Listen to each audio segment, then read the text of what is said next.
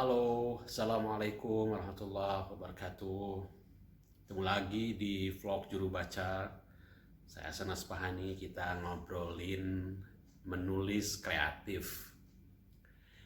Bukan puisi, tapi puisi juga bagian dari ranah penulisan kreatif. Ya, kita menulis kreatif, kita menulis ngomongin fiksi. Saya menulis fiksi. Saya menulis non-fiksi juga. Saya menulis puisi pasti. Nah, bagi saya cara mudah untuk menulis fiksi adalah dengan melihat bahwa di dalam fiksi itu, teks fiksi itu, cerpen atau novel gitu, selalu ada tiga. Mudahnya ya, ada tiga. Selalu ada dialog, selalu ada narasi, selalu ada deskripsi. Lupakan definisinya. Dialog adalah ketika kita melihat atau ketika kita menulis, kita menciptakan dialog ketika tokoh kita berbicara dalam kalimat langsung, saling menjawab kalau dia ada dua, atau dia sendiri berdialog, bermonolog begitu. Itu dialog. Ada kata-kata yang diucapkan oleh si tokoh, dan di situ dalam dialog itu kalimat-kalimatnya kita punya kesempatan untuk menggambarkan seperti apa tokoh kita. Ngomong mudah, tapi itu sulit kali. Anak kecil umur 5 tahun tentu berbeda kalimat petikannya dibandingkan dengan orang dewasa, ibu dengan anak misalnya. Maka dialog antara mereka berdua itu bisa diciptakan menjadi dialog yang wajar dengan memahami karakter anak 5 tahun ngomong kayak apa, dengan membayangkan seorang ibu gitu berbicara kepada anaknya seperti apa gitu. Pasti nggak sama ya kan? Nah, itu dialog. Dan apa gunanya dan kesempatan apa yang bisa kita pakai ketika kita menulis dialog dalam karya kita, ketika kita sedang menulis sebuah karya fiksi. Kalau narasi gimana? Narasi itu adalah ketika si narator bisa siapa saja.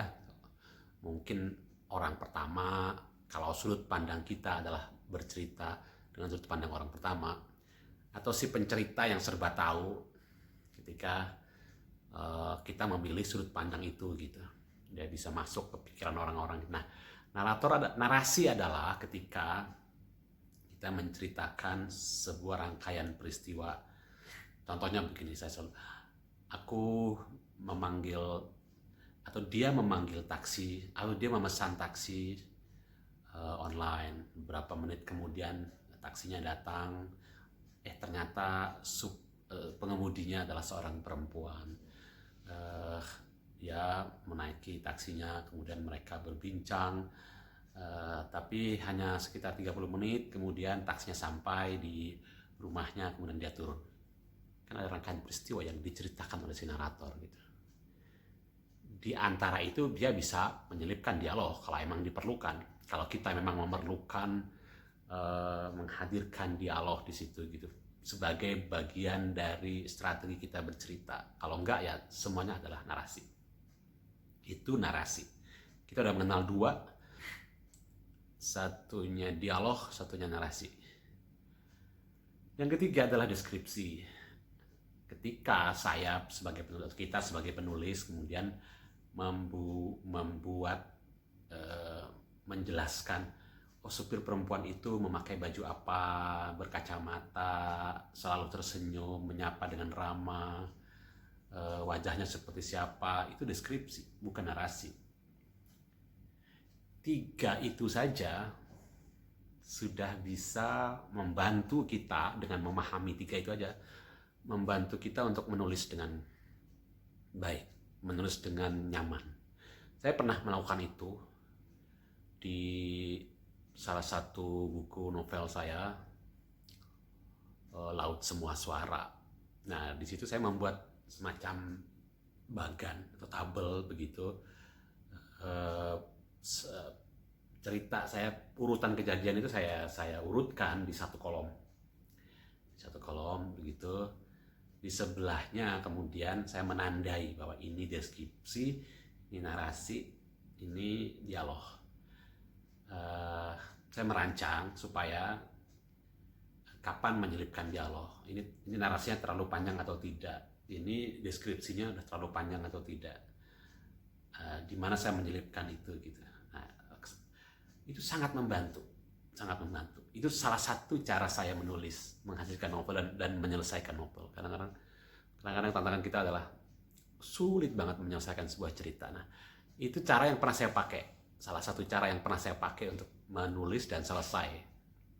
Jadi dengan menyadari saja, mempermainkan saja, mengatur kapan harus membuat narasi, kapan harus membuat deskripsi, kapan harus berdialog gitu. Nah, itu saling mengisi, nggak asal nempel gitu.